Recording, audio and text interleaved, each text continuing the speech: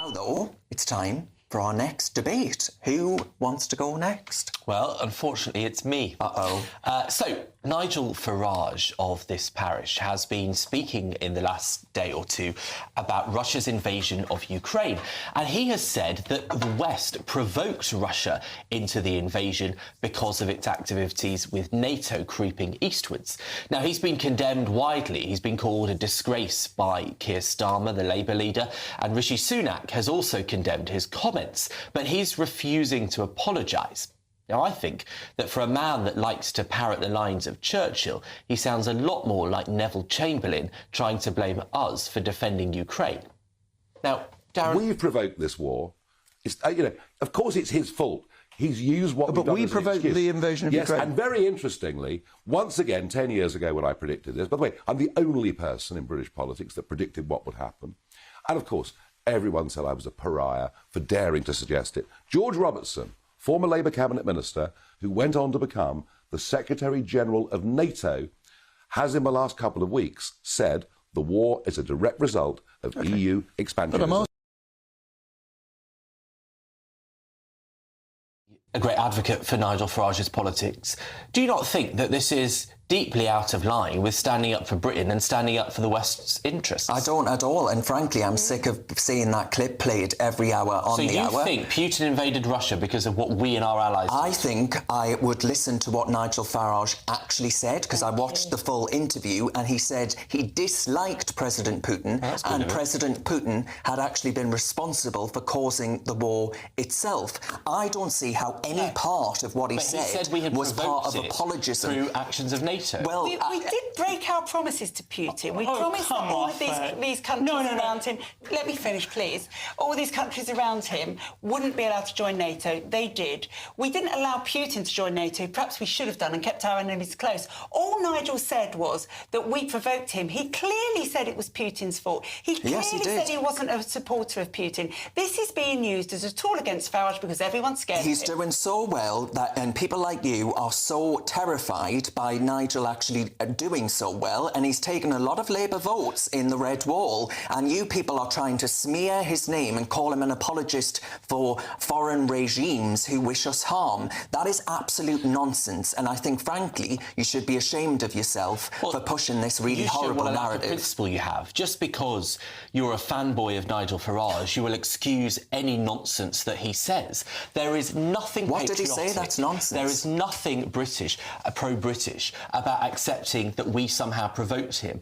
Putin is a megalomaniac who will invade every country around him given the chance. Again, and you should not make any grey area. It is not NATO defending the countries that it defends that has provoked him. He always wanted to do that, and if we didn't have NATO, Nigel Farage, if you'd actually watched the interview, Benjamin, Nigel said this has given Vladimir Putin and the Russian hierarchy an excuse to turn to the Russian people and say, well, we needed to do this because of NATO's expansion. Darren, we have to be honest here, which is that Putin simply did not need an excuse in order to invade Ukraine. And we saw actually this quite fascinatingly when Tucker Carlson went and interviewed Putin, and he set him up. He asked him this question. He said, why did you do this? Why did you invade? And he was expecting him to give the answer, as Farage gave, it's all about NATO. That's actually not what Putin said. Putin gave a warped view of history in which Ukraine does not exist. Literally, there is no Ukrainian people, and therefore it's part of Russia, and therefore Russia can invade.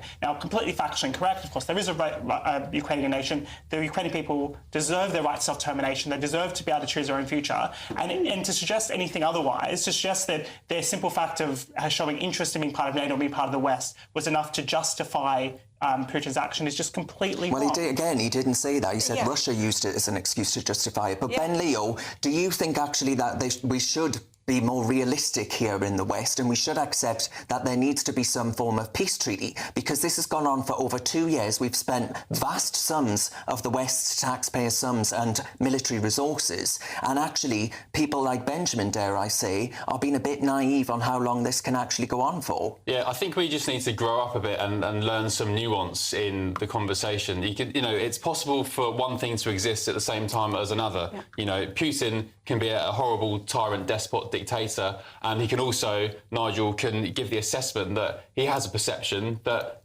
NATO was expanding too close to their borders. So you do think we provoked him?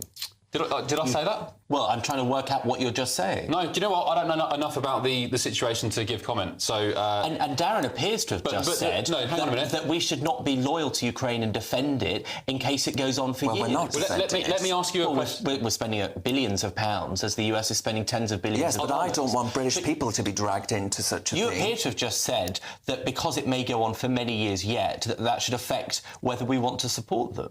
No, I'm saying that there needs to be... I think actually Ukraine have been far too digging their heels in and saying we refuse to actually talk to the Russian state about what kind of peace settlement could be negotiated. Now it's all unravelling. So you think, presumably, that they should give some land over? I don't know. I don't know what... Do you know what? Believe it or not, I haven't got Putin's WhatsApp. That people like you, who claim to have a monopoly on patriotism and Western values, actually think that a despot like Putin can invade a neighbouring country and then you should sit down and hand some land over. There is nothing defending the West about that attitude. How do you think this war is going to end? Exactly. How many people do you want to die? There is no way this war is going to end without a negotiation that involves some land. We might not like it, we might not think it's the right thing, and we might not think a despot should be able to go in and do that. That's how this war is going to end. So let's say this war does end in negotiation, and most wars do. Total victory is very difficult. That is a justification for giving as much resource as possible to Ukraine to put them in the best possible position, so that if there is, we do get to that point that we're Well, hang on, Matthew. Would you have said that about the Vietnam War? Would you have said it should have gone on for as long as it did? It's not that old. I mean, this is not a comparable situation. I think it is, because there were vast sums of money and actually troops being poured into that, and it was a losing battle all along. Part of the issue with this war from the start has been the fact that Biden was very slow to approve the necessary weapons to give Ukraine a fighting chance against Russia. Eventually he did it, but by the time they got the weapons, they couldn't push back on the fronts. And this kind of unwillingness to go full throttle in support of Ukraine has now left them in a much weaker position, and unfortunately something close to a stalemate. And that is a failure of the West, and it sends a signal to China that we're not there with... We can't undo the past. We can't undo the past. So where does it go now? Well, OK, we'll have to leave that one there. Can I just say... No, you can't. We'd rather you didn't. All right, go for it. Right. Still ahead, though.